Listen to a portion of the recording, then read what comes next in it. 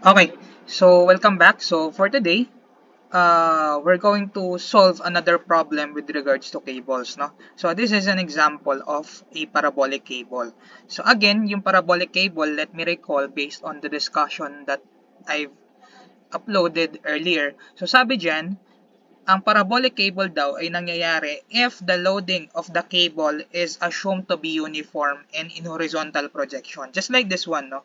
Uniform and horizontal projection. Kapag ganyan yung scenario, ibig sabihin mag-form yung ating cable ng parabola. So let me read first the problem, number 3. So sabi dito, a cable is loaded with a 20 kN per meter uniformly distributed load as shown.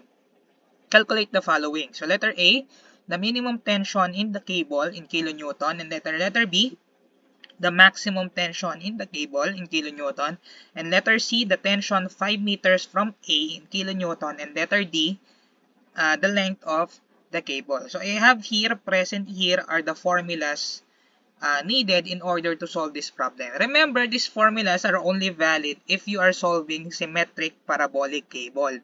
Ulitin ko po itong mga formula po na to ay valid lang kapag symmetric yung parabolic cable mo. And then, as you can see, our problem here is a symmetric parabolic cable. Paano ko nasabing symmetric? Pantay yung support So, ibig sabihin symmetric yan.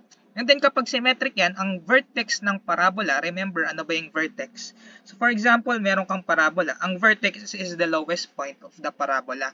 So, ang vertex, or yung tinatawag nila kadalasan kapag cable is yung sag niya is at the center kapag symmetric, Kapag symmetric, nasa center yan. So, for this problem, we're going to solve this using the formula and using the traditional way, no? So, siguro unahin na natin yung traditional way. How do we solve this using traditional way? So, first thing you need to do is to cut the parabola into the lowest point or the vertex. So, kapag kinat ko to sa center lang, no? So, ano mangyayari kapag kinat ko? So, pag ganito. So, ayan yung cutting plane natin, no? So, lagyan lang natin ayusin natin yung drawing. Okay? So, ito yung lowest point, no? Lagyan kong point. So, tawagin natin siguro lagyan natin point siguro. So, this is point A. The lowest point is point B. And then, this is point C. Okay? So, this is point B. Tapos, may nakapatong dyan, di ba? O may nakasabit. So, ito yung nakasabit. Traditional way po muna ito, And then, this is the highest point or the left support. No? So, of course, we do have tension there. May tension din tayo dito. So, tawagin natin to. Kadalasan kasi yung Tmin, tinatawag siyang H. No? Kasi ito yung ating Tmax. Kasi wala naman tayong choice. Pantay naman yung support. So, therefore, either of the support that you will consider is, the value of that is Tmax. No? Okay? So, ngayon, ito yung parabola natin. O kalahati ng parabola. Okay? So, ngayon, uniform yung loading natin, no? So, anong next step? Siguro, lagyan natin ng distance. So, from here to here, since this is a symmetric parabola, kalahati lang yan. So, ilan ba yan? 120 millimeter. So, this one is 60 meters. Okay? So, ngayon, lagay natin yung loading. So, first thing we need to do is we need to project the uniform loading with regards to half of the parabola. So, kapag pinroject natin yan, let's say this is the projection of the uniform loading. Again, kapag nagpo-project ka ng uniform loading, di ba ginagawa natin, minumultiply natin yung area considering the loading. So, ang area natin should be 20 times 60. So, ito, resultant yan, no? Parang resultant. So, this is 20 times 60. That is just the loading multiplied by the length. So that would be 120 if I'm not mistaken, or 1,200. So this is 1,200 kilonewton. Remember, that's the resultant of the uniform loading. So the next step is, in order for us to get the value for the minimum tension, pwede tayo mag-moment. No? Saan tayo mag-moment? Dito sa point A. O pag nag-moment tayo dyan, anong maiikot? E di yung H saka yung resultant. So, paano yan? So, ganito. So, summation moment sa point A equals 0 clockwise, positive. So, ano mangyayari? So, we have negative h kasi moving counterclockwise from our point of moment. So, ito yung movement niya pag ganun, no? Negative h multiplied by the distance. So, that is, ano ba yung distance na to? Based on the problem, it says here that the distance is 20 meters. Okay? So, negative h times 20 and then plus 1,200 times 30. O bakit hindi ko na minultiply ng 60? Kasi remember, that is just already the resultant, no? So, kaya 1,200 times 30 na lang. And then, equal natin yan sa 0. Okay? So, ilan yung value ng h? So, that would be negative x, 220 plus. Okay, so nakukuha kong Tmin is 1,800 kilonewton. Again, yung h is equivalent to Tmin din yan. Kadalasan lang tinatawag na h. Okay? Or horizontal component. Kasi nga, iisa lang yung horizontal component dyan. Okay, so the next step is to find the value for the Tmax. Now, in order for us to find the value for the Tmax, gagamit tayo ng force polygon. But most specifically, force triangle. So, paano ba yung force triangle? So, remember, we can create a triangle using the forces that are present here in our half of the parabola. Ano ba yung mga forces na yun? Number 1 is the resultant, di ba? Pababa. Baba, si resultant. So, yung R natin is equivalent to 1,200 kilonewton. Aside from that, we already got the value for H, di ba? Which is pa ganito, pa horizontal.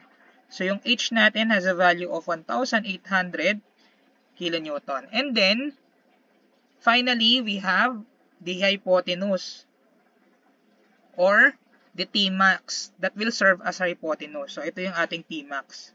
As you can see, para siyang right triangle. So, kapag right triangle yan, edi we can solve Tmax using Pythagorean theorem. So, paano yun?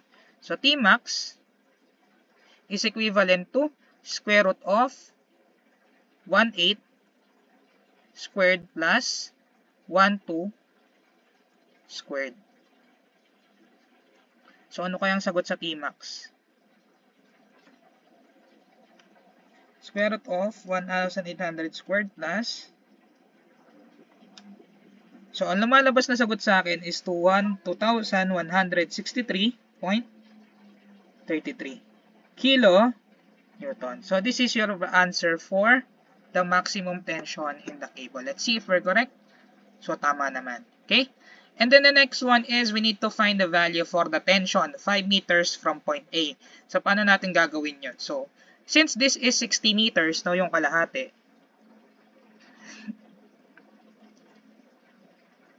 ngayon, 5 meters lang yung kinukuha. So, kailangan natin sumukat ng 5 meters dito. So, let's say this is 5 meters. So, ngayon, i-drawing ko lang yan. Kapag din-drawing ko yan, ganito kakalabasan.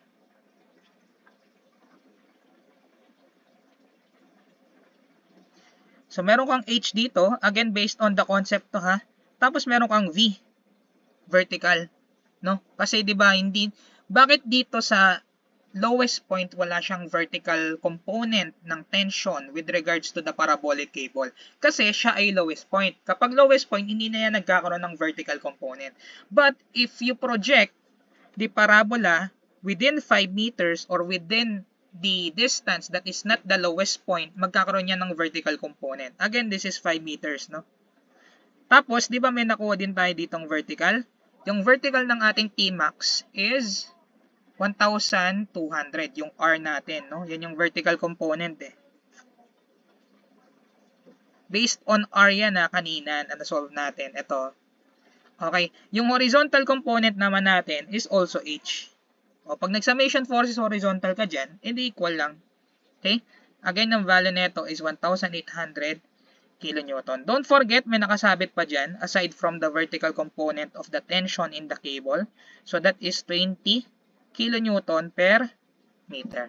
So, ngayon, paano natin isosolve ito? So, in order to solve the tension 5 meters from point A, so, ang gagawin natin, kailangan natin kuhanin si V with regards to this figure. So, paano natin gagawin yun? E di summation forces vertical equals 0, upward, positive. So, if this is the case, anong gagawin natin? So, we have 1, 2 na pataas, and then minus 20 multiplied by the distance, 5 meters, and then ano pa? Minus V equals 0. So, yung V natin should be equivalent to 1, 2, minus 20 times 5 minus X equals 0. So, 1,100 kilonewton. And then again, since that is one of the component of the tension 5 meters from point A, and then the other component is the H, so we can now finally solve for the value for the tension 5 meters from point A using Pythagorean theorem. So, ano nga ba yun? So, 1/8 squared. Again, this is the H plus 1/1 squared. Okay? T 5 meters from A is equivalent to square root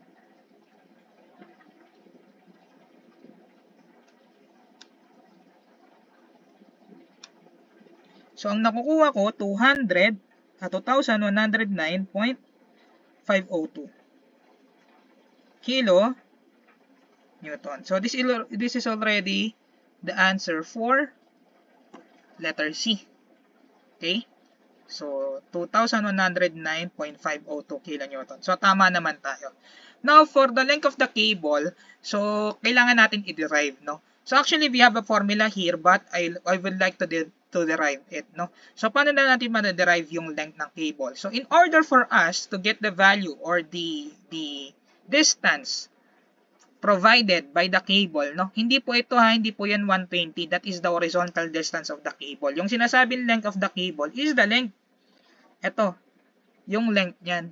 Now, in order to derive that, we will make use of the concept of integration. So, paano ba tayo gagamit ng integration? Ngayon, kukuha ko ng isang maliit na segment dito. Let's say this is the small segment that I will use. Ngayon, we can create relationship with that. So, para siyang gagawa kong triangle essentially. Kasi sa sobrang liit niyan, para na siyang straight line.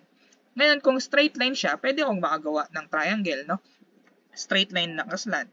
So, since maliit to, tawagin nating ds, differential distance. Tapos ito, dy, ito, dx. So, para mas malinaw, lakihan ko lang yung kinukuha kong differential distance. So, ano mangyayari doon? So, meron akong differential distance. Again para na siyang right triangle. So, meron tayong dy dito, dx, and ito, ds.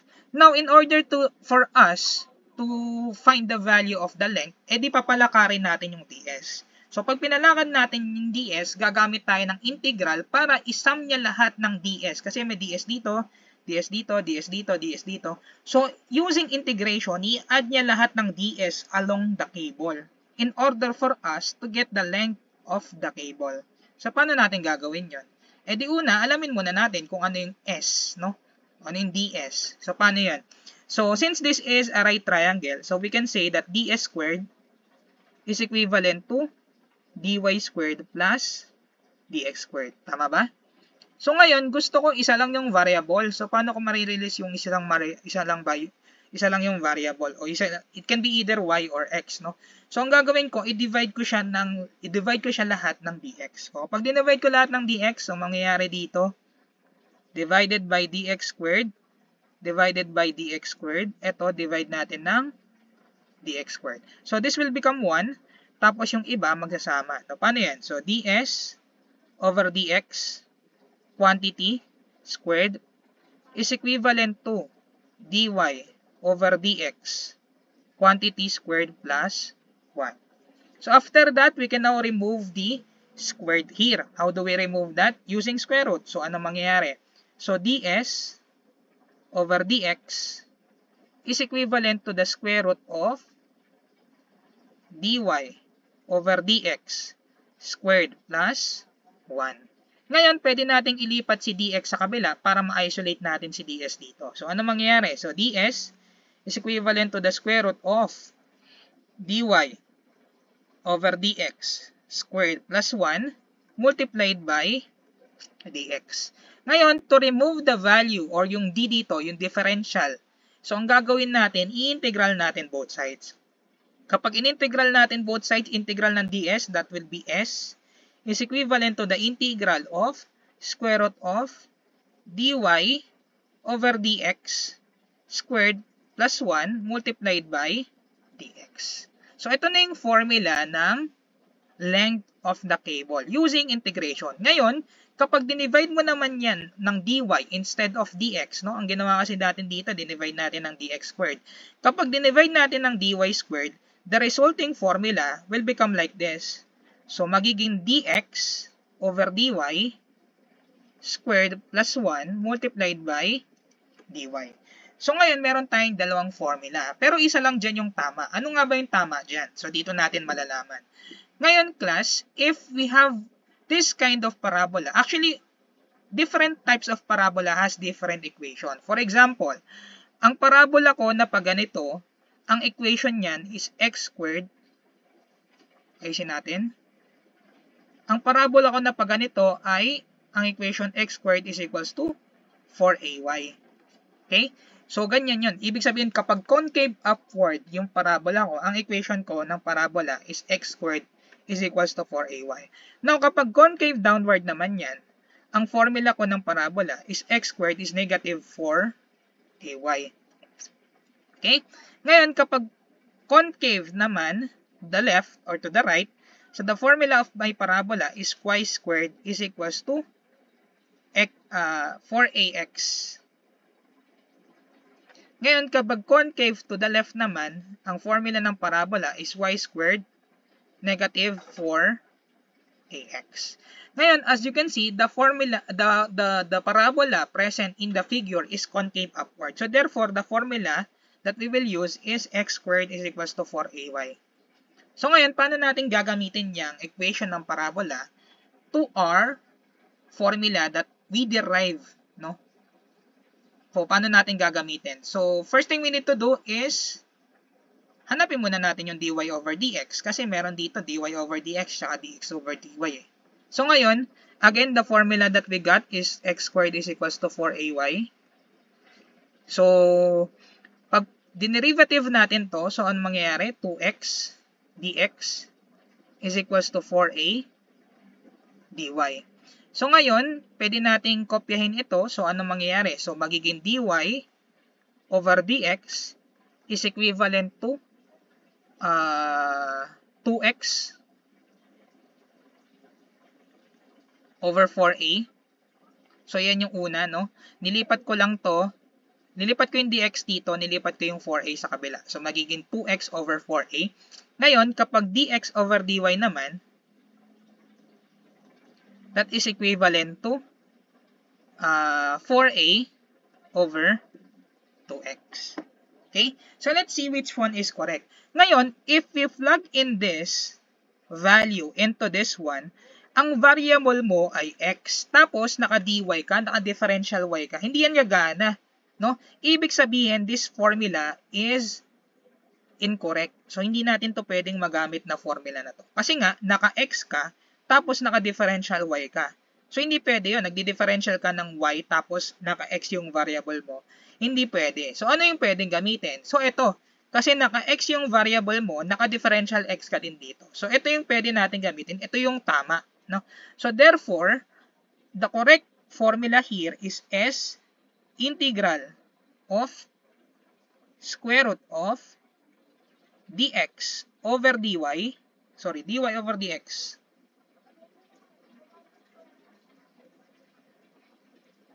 squared plus 1 multiplied by dx.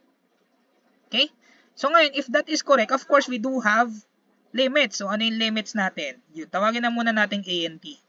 Pero ano ba yan? Paano natin makukuha yung limits? Tsaka paano natin makukuha yung a na variable? Kasi kailangan yan. Yung a is the latus rectum eh. So kailangan natin kuhanan yan. Paano natin makukuha yan? So essentially, first thing you need to do is take a look at the figure tapos lagyan mo ng coordinate. So, ano ba yung coordinate nito? So, considering our point B na 0, 0, so yan yung ating center ng Cartesian plane. So, ano yung coordinate nito? So, yung coordinate niyan, meron siyang negative 60 na x, tapos yung y niya is positive 20 if this is 0, 0 ha. So, yung y niya is positive 20. Again, this is x, this is y. Ngayon, sa kabila, kung ito ay negative side, so ito naman is positive side. So, ngayon, ito, ang coordinates nito is 60, tsaka positive 20. So, ibig sabihin, kailangan natin palakarin. Remember ha, naka-x tayo, naka-dx tayo. So, dapat yung limit natin naka-x din. Kailangan natin palakarin ng ating formula from negative 60 na x into positive 60 na x. So, ibig sabihin, ang lower limit natin dito ay, negative 60, tapos ito, positive 60. Okay? So, ngayon, ano naman yung dy over dx natin? So, ito, 2x over 4a. Pero, hindi natin alam yung a. So, paano natin kukuhanin yon? Pwede nating isubstitute yung points along the parabola. Ano ba yung known point natin? Let's say this one, no, negative 60 tsaka 20. Actually, you can use either of the two. Same lang naman yung lalabas, no? So, let's say, ginamit natin yung negative 60 tsaka 20. So, anong mangyayari? So, ang mangyayari is, meron tayong formula na x squared is equals to 4ay. So, pag pinlog in natin dyan, negative 60 is equals to 4a. Tapos ito, 20. Okay? Ito, 60 tsaka 20. So, ngayon, anong kakalabasan ng a natin? So, using shift solve, so, negative 60 squared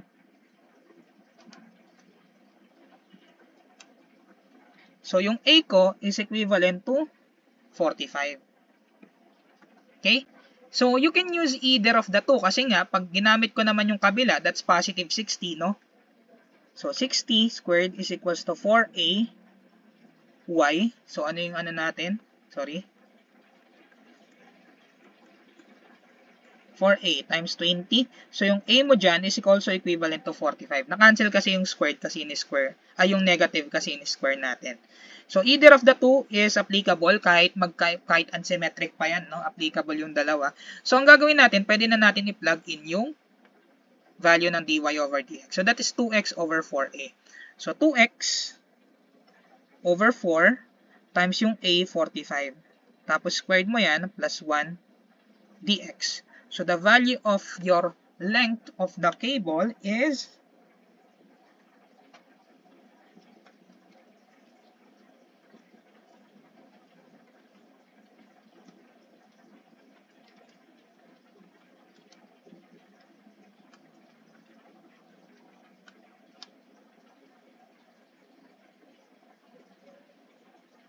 128.374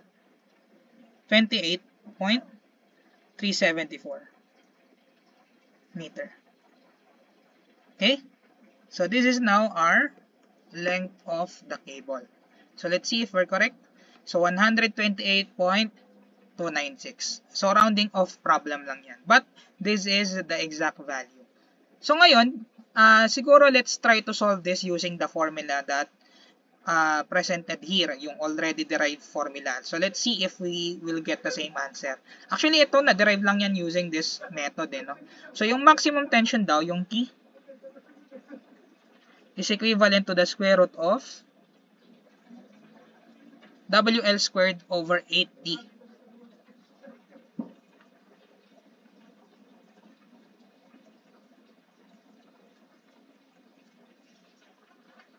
Tapos W over 2. Ngayon, yung D class is the sag, which is 20. Sag nung parabola, parabolic cable. No? Okay? So, ngayon, yung W is the loading.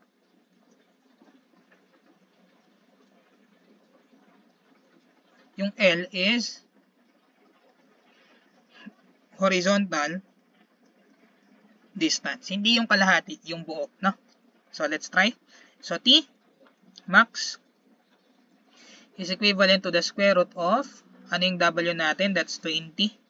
Ang L natin, 120 squared over 8 times 20 squared.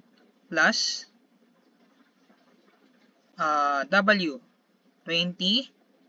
This one is 120 over 2 and then squared. So Tmax natin is equivalent to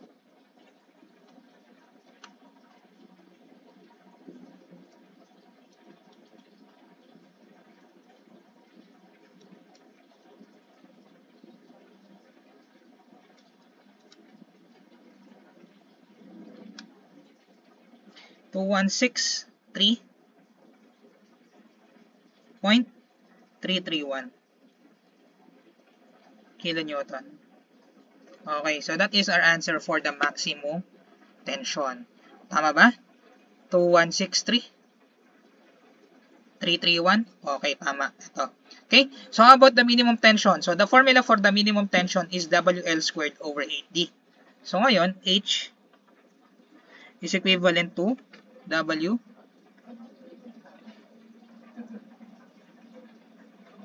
So ngayon, ano yung value ng W natin? That's 20. This is 120 squared over 8 times 20. Okay? So what is the value of our H? 20, 120 squared. So 1,800. Okay? So this is already our answer for the minimum tension, which is correct. No? How about the length of the cable? So the length of the cable has this formula. L plus 8D squared over 3L minus 32D raised to 4 minus 5L cubed. No? So ngayon, sulat natin dito, S is equals to L plus 8D squared over 3L.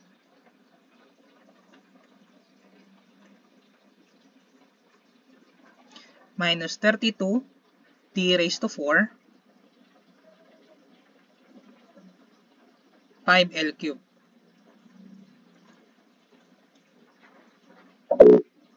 Double check lang natin if my formula is correct.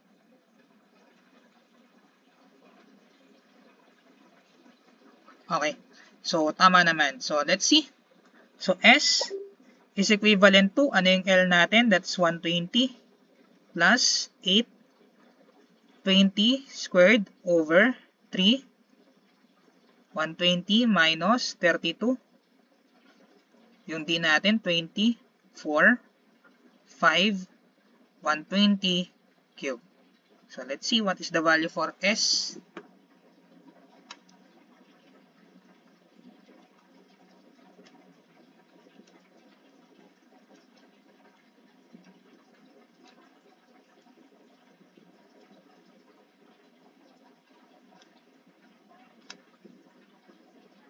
So, ang lumalabas sa akin is 128.296 kilonewton. Meters pala. Meters. Okay? So, let's see if we're correct. So, ayun. Rounding off problem lang siguro yan, no? Okay? So, medyo malapit naman. So, that's how we solve parabolic cable. Symmetric parabolic cable. Now, if you ask me what is the better method in solving parabolic cable, ang gagawin ko is ito na lang, yung traditional. Kasi itong formula na to is only valid if the cable is symmetric. If not symmetric, hindi na to valid. So, mas maganda, kabisaduhin nyo na lang yung way kung paano mag-solve or understand the principle on how do I solve the parabolic cable using the traditional method, as well as the length of the cable. Okay? If you do have questions, don't forget to write it in the comment section and see you on the next video. Bye!